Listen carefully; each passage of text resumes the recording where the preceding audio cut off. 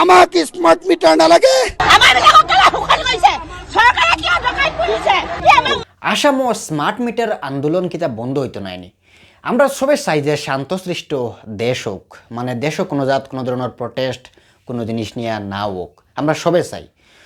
Protester হলে protest কতরা আর অনেক মানুষের জিকা নিয়র যেন তোমাদের লাইট বিল কিলা আর বেশি আর না কম আর তো মানুষে কিতা কইতে আমরা সবর হইলা শুনি। আমার গাঁৱৰ দুখীয়া মানুহ এজনৰ আহিছিলে 40,508 টকা, পিছত তাৰ বাৰীটো বন্ধক দি কিনি আজি 7 দিন হ'ল বাৰীটো বন্ধক দি কিনি দিছে, তাৰ পিছত লাইনটো আহিছে।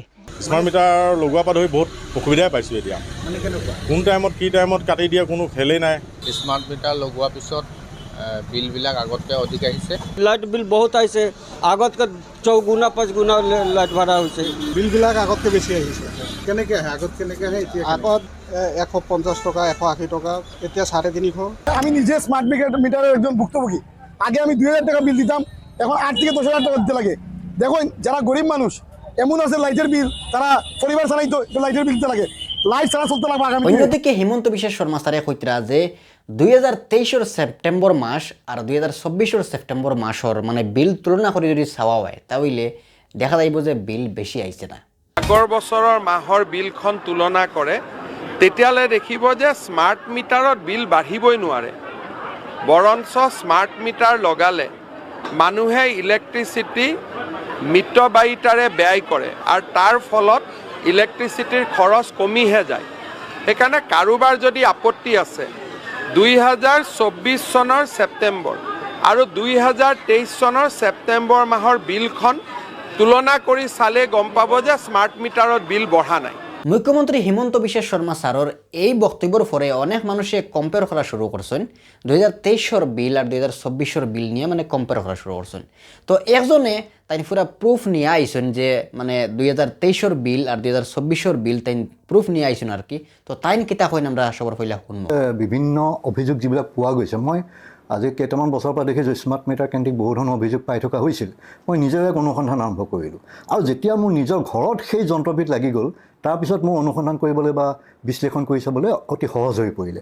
এতিয়া মই মোৰ ক্ষেত্ৰতে কৈছোঁ, মই ইতিমধ্যে ছ'চিয়েল মিডিয়াত দিছিলোঁ এইটো কথা। 2023 চনৰ জুলাই মাহত যিহেতু মুখ্যমন্ত্ৰীয়ে আমাক মুখ্যমন্ত্ৰী মহোদয়ে তুলনা কৰি চাবলৈ কৈছে, গতিকে তেওঁৰ পৰামৰ্শ মানি মই চালোঁ গোটেই ঘটনাটো যে 2023 চনৰ জুলাই মাহত মোৰ বিল আহিছিলে যিটো পোষ্টপেইড বিল, পিছত অহা মিটাৰৰ বিল, সেইটো 9,057 টকা আছিলে 2023 চনৰ জুলাই মাহত। কিন্তু 2024 চনৰ জুলাই মাহত আমি 11,500 টকা ৰিচাৰ্জ কৰিলোঁ। তাত হয়তো অপেনিং বেলেঞ্চ এটা আছিলে 200 টকা আৰু পিছত বেলেঞ্চ 300 টকা এটা ৰৈ গৈছে, তাৰমানে 11,300 বা 400 টকা মই ৰিচাৰ্জ কৰিলোঁ। গতিকে ইয়াৰ পৰা দেখিলোঁ যে প্ৰায় আমাৰ 4টা পৰিয়াল থাকোঁ আমাৰ কম্পাউণ্ডটোত, আৰু গোটেইখিনি সেইটো মই হিচাপটো কৈছোঁ যে 2,500 টকাৰ বিল বেছি আহিছে যোৱা বছৰৰ তুলনাত এই বছৰৰ জুলাই মাহত। স্মার্ট মিটার আন্দোলনের মাঝে দুইটা বাঘ দেখা যায়। খেও খর যেন খেওরের আগে 1,000 টাকা বিল আইতো বা 2,000 টাকা বিল আইতো, কিন্তু হঠাৎ করে একটা 30,000 আই গেছে, 40,000 আই গেছে, খেওরের আবার 25,000 আই গেছে। তো হঠাৎ করিয়া মানে আনুক্কা মানে বেশি বিল আই গেছে, এগুই লগিয়া এক ধরনের। আর 2 নম্বরে লগিয়া অনেক মানুষে ইকানো হইতরা যে আগে মানে 200-250 হাজার গড় বিল আইতো, তার এখন 300, 350, 400 বা 500 আর মানে আগর তুলনায় বিল তোরা বেশি আর ওখানো আর কি মানুষে কইতরা। তারপরেও স্মার্ট মিটার আন্দোলন কিন্তু বন্ধ না, বরং বাড়িয়া যার কারণে হঠাৎ করিয়া হিমন্ত বিশ্ব শর্মা তাইন ফেসবুক লাইভ আইয়া তাইন কিছুটা কথা কইছেন, আপনারা ইকানো শুনবা। সেইখন চৰকাৰে কাৰোবাৰ পৰা স্মাৰ্ট মিটাৰত 50 টকা 100 টকা 150 টকা মাহত ল'ব চিন্তাও কৰিব পাৰে নেকি? মই প্ৰত্যেকজন লোকক অনুৰোধ কৰিম, ইলেক্ট্ৰিচিটিৰ যেতিয়া বিল আহে, কোন মাহত বিল আহিছে? জুলাই 2024। তুলনা হ'ব লাগে জুলাই 2023 বিলখনৰ লগত। তেতিয়া আমি গম পাম যে আমাৰ ইলেক্ট্ৰিচিটি বিল বাঢ়িছে নেকি। আজি মই সাংবাদিকসকলক কৈছোঁ যে ঘৰত আমি এটা স্মাৰ্ট মিটাৰ লগাওঁ, লগতে এটা মেনুৱেল মিটাৰ লগাওঁ। দুইটাৰ তাৰতম্য আমি দেখোঁ যদি মই স্বীকাৰ কৰি লওঁ, কিন্তু তাৰতম্য মই বহুত ঘৰত 2টা মিটাৰ লগাই দেখুৱাইছোঁ, তাৰতম্য নাহে। আপোনালোকৰ এইখন নিজৰ চৰকাৰ, এইখন চৰকাৰে এনে বেয়া কাম কৰা চিন্তাই কৰিব নোৱাৰে বিধানসভাত এজন বিধায়কে প্ৰশ্ন কৰক যে স্মাৰ্ট মিটাৰ লগোৱাৰ পিছত ইলেক্ট্ৰিচিটি বোৰ্ডলৈকে অহা টকাৰ পৰিমাণ বাঢ়িছে নেকি? 2023 চনৰ জুলাই মাহত আমি যিমান টকা ৰাইজৰ পৰা আদায় পাইছিলোঁ, লগভগ 2024 চনৰ জুলাইত আমি সিমান টকাই পাইছোঁ।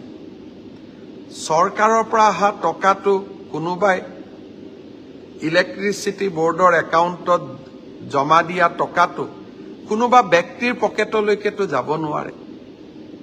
গতিকে এনেকুৱা অদ্ভুত কথাৰে আমি ৰাইজক বিপথে পৰিচালিত কৰিব নালাগে।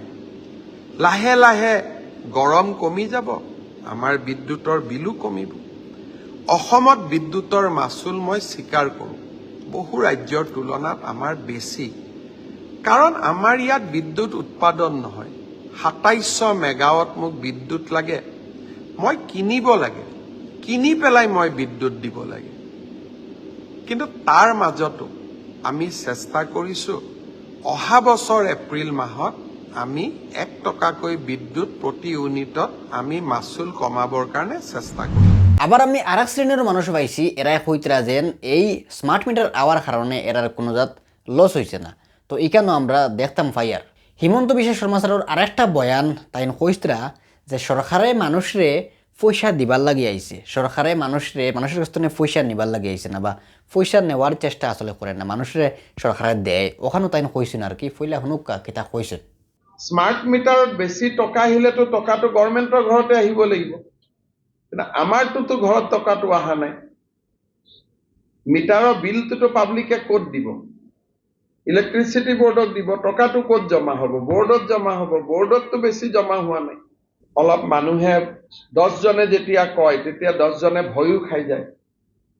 আৰু মোৰ স্মাৰ্ট মিটাৰত বেছি পইচা লৈ কি লাভ আছে? মই ইমান মানুহৰ স্কিম দি আছো।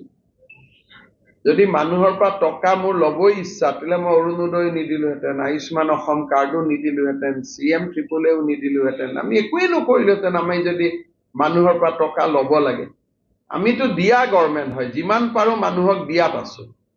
তো বাই হল অত সময় আমি আপনাদের দেখাইছি যে হিমন্ত বিশ্ব শর্মা স্যারর যেন তানোর আসলে বক্তব্য কিতা বা তাইন আসলে কিতা হইতে চাইতরা বা জনগণে তাইন কিতা বুঝাইতে চাইতরা। তো আসলে তাইন ওখানেও বুঝাইতে চাইতরা যে 2023 এপ্রিল মাসের যত টাকা তানোর মানে সরকারের উপর গিয়ে হামাইছে আর কি কারেন্টর বিল, ঠিক লগভগ অত টাকাও গিয়ে হামাইছে 2024 এপ্রিল মাসত গিয়া। তাহলে মানে কারেন্টর বিল তানোর কাছে বেশি গিয়া জমা হয়েছে না। তো অন্যদিকে মানুষের কিন্তু কারেন্টর বিল বেশি আর বাই হল আমার নিজের ঘরেও কারেন্টর বিল আগে তাকিয়া কিন্তু বেশি আর আমি আগে মাসও 250 টাকা দিলে প্রায় আমার হয়ে যেত, 250-300 টাকার ভিতরে আমার বিল আইতো, কিন্তু এখন এই মাসও প্রায় আমার 600 টাকা পর্যন্ত দিতে লাগছে, 600 টাকার রিচার্জ ভরা লাগছে। তো যাই হোক ভাই হল আপনারা অবশ্যই বুঝতে পারছেন যে কারেন্টর বিল আমার নিজেরও বেশি আর। তো এখন যদি 2023 যত টাকা তার সরকারের ঘরে গিয়ে জমা হয়েছে অত টাকা যদি 2024 জমা হয়, তাহলে এই স্মার্ট মিটারের মাঝে কোনো সমস্যা আসেনি এই জিনিসটা আমরা দেখতে লাগবো। কারণ এই যে স্মার্ট মিটার আমরা হনের যে আম্বানি আডানির তারা স্থানে লইয়া আনা ওর বা তারার মানে মারফতে আর কি এই স্মার্ট মিটারগুলা যদি এই স্মার্ট মিটারের মাঝে যদি কোনো গড়বড় হয়ে থাকে বা সিস্টেমও কোনো গড়বড় করে লাগিয়ে রাখা যদি এলাকান যদি হয়ে থাকে, তাহলে আমরা ওখানে হইতাম চাইমু যে হিমন্ত বিশ্ব শর্মা স্যারের কাছে যেন তাইন এই স্মার্ট মিটারের বিষয়ে পুরা মানে তাইন দেখুক কাজে স্মার্ট মিটারের কোনো সমস্যা আসেনি, কোনো বেজাল আসেনি স্মার্ট মিটারের মাঝে, যাতে করে মানে মানুষের এই যে অত টাকা করি যার অত টাকা মানুষের বিল আর এই টাকা আসলে যার খানো এই জিনিসটা দেখার লাগে আমরা অনুরোধ রইল। আর ভিডিওকে বেশি করি আপনারা শেয়ার করিয়া হিমন্ত বিশ্ব শর্মা স্যারের ইউটিউব বা ফেসবুক পেজর লগে ট্যাগ করিও, যাতে করে তাই এই ভিডিওগুলো দেখতে পারেন এবং বুঝতে পারেন যে জনগণের কিতা কিতা সমস্যা বর্তমানে ওর। আর মানুষের প্রটেস্ট খেনে বন্ধ করতে না, মানুষ তো বায়ু হলার অত পাগল নাই যেন এমনিও গিয়ে খালি প্রটেস্ট করতা। আসলে হাসাও মানুষের টেকা বেশি আর, কারণ আমার নিজের ঘরেরও টেকা বেশি আর। অবশ্যই আপনারা ভিডিওকে বেশি করে শেয়ার মারুকা, ট্যাগ করো হিমন্ত বিশ্ব শর্মা স্যারের ইউটিউব বা ফেসবুক পেজের লগত। আসসালামু আলাইকুম।